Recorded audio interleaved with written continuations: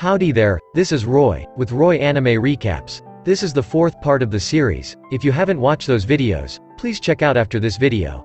Now the anime begins. In a barren desert, a flock of sandwyverns flies in the sky and Art becomes super excited to see them. Meanwhile someone is watching and taking notes on Ark.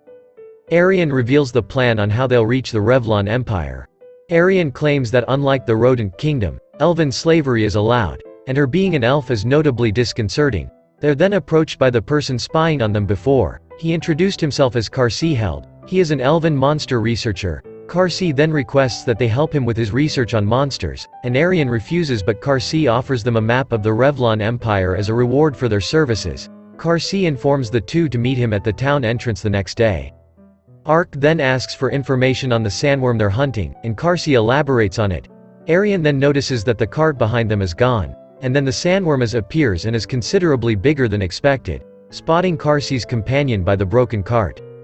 Arian tries to rescue him, but is ambushed by the sandworm, so she tries to exploit its weakness to fire with a fire spell. However, her attack against it was not effective, and the sandworm tries to attack her, but Ark manages to save her in the nick of time, allowing her and Karsi's companion to retreat to a safe location. Taking advantage of the situation, Ark pulls the sandworm out from the ground and using his incredible strength slams it to the ground. Once the sandworm was knocked out, the attached ring disappeared.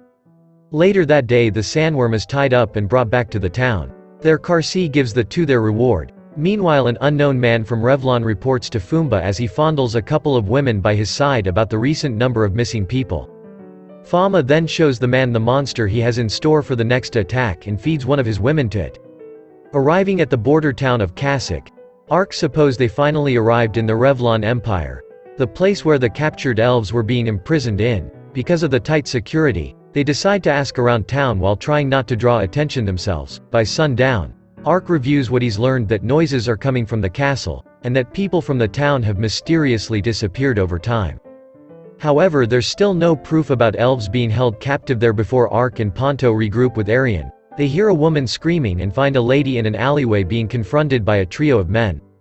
Ark makes it at the scene and deals with the brutes. At night in his fortress, Fumble learns from the three men who tried to capture the lady in the alleyway of their failure, so he feeds them to his monster white tiger. Outside of the fortress, Ark and the group proceed towards it. Once inside the fortress, Arian finds a hidden stairway, and as they walk down it the pungent smell of beasts is noted. At the bottom of the stairs the two guards guarding the solid iron gate are swiftly dealt with. Ponta then finds another iron gate that Ark opens, and behind it the group finds a massive underground space with pillars all around the area. Fumba then arrives and notes that he came to investigate what was alerting his monsters. Fumba introduces himself by his full name and job title, Monster Sorcerer. He goes on to explain the extent of his skill in his profession, which concerns Ark, and then spots the rings attached to his belt match the ones he's encountered before in his travels. Figuring that Ark doesn't believe him, from the summons his white tiger monster to deal with him. Ark places Arian at a safe distance, and asks Fama about the elves who got there 4 months ago. Fumba then reveals that while most of them were sent to the Empire for their magical experiments, the remaining ones were used for his amusement. Hearing that, Ark slices off the monster's head with a single swipe and admits that he's encountered a fair amount of villainy since he's arrived in that land. Undaunted by this, Fumba summons a horde of monsters, but Ark quickly deals with them all with his sword and skills like shield bash. Still unfazed by this outcome, Fama points out that Arian is in a pinch, and Ark then sees that an orc was about to crush her with its club. However, the orc is entrapped in a body of water called Liquid Prison created by Chiyomi. Although Fumba tries to summon more monsters, he's told by Chiyomi that her comrades have eliminated them all. Just then the ground starts to tremor and Thumb claims that his masterpiece is hungry. They'll settle the score outside and flees the scene. Teleporting outside with Arian in his arms and both Ponta and Chiyomi on his shoulders, Ark recognizes the monster that escapes from the fortress as a hydra. Ark observes the rings on the hydra that emerged from the fortress, and Chiyomi suggests a tactical retreat. However, before they can, the hydra fire straight at them. Fumba watches this through the hydra and relishes his victory over Ark's group. Fumba sends the hydra to Kasich to feed upon its inhabitants. Meanwhile, Ark and Chiyomi both are alive as Ark's magic shield protected them. Despite Arian wanting to go after Fumba, Ark suggested that he hunt the hydra heading for Kasich. Figuring Ark could do it alone, Chiyomi and Arian go by themselves to hunt Fumba. In the Holy East Revlon Empire, Dominoes gives Emperor Domitianus an update concerning the destroyer of masons, and the rings of submission created from the analysis of fungus sorcery are nearly complete. The Hydra was closing in on Kasich, and the city guards raise an alarm as the head guard ordered preparations for an evacuation. Catching up to the Hydra, Ark uses his wyvern slash to catch his attention and follows up with a shield bash. Astonished Form of witnesses this as it plays out, and then Art dodges its flame breath with a dimension move. But one of the heads bites down on him.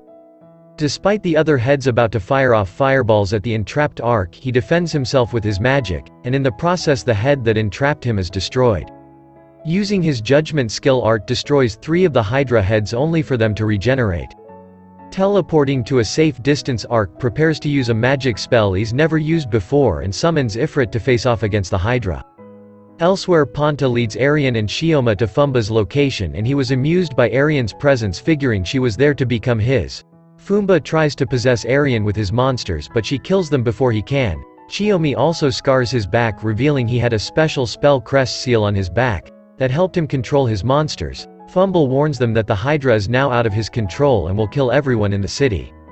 Arian then assures Chioma that everything will be alright because Ark is down there to fight against the Hydra. Then proceeds to incinerate Fumba with her flaming sword. Back to Ark's side, through the combined efforts of Ark and his summon Ifrit, they destroy the Hydra. Once Ark recruits with Arian, Chioma and Ponta, a whisper bird sent by Donka arrives and conveys that Princess Uriana has met with one of the great elven elders, Fangas.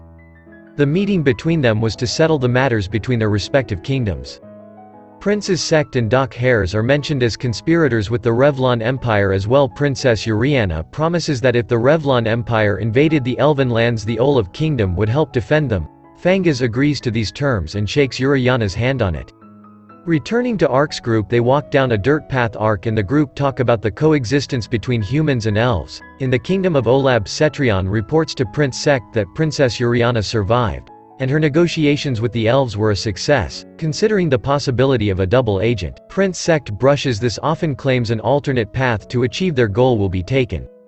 In her room, Uriana believes that she died once before but was brought back to life to fulfill her angel's wishes. News of the deaths of the Hydra and Fumba reached Amitionus, who considers it no loss whatsoever and is curious to know who slew the Hydra. Meanwhile, Ark unintentionally reveals his face to Chioma and is then told about Ark's condition. It's decided that after they reach Lalatoya, Arian will guide Ark to Lord Crown. Excited about that trip, Ark also asked to see Chioma's hometown and she happily agrees. So today up to this, now my recap come to an end. The link of the previous video is given in the description.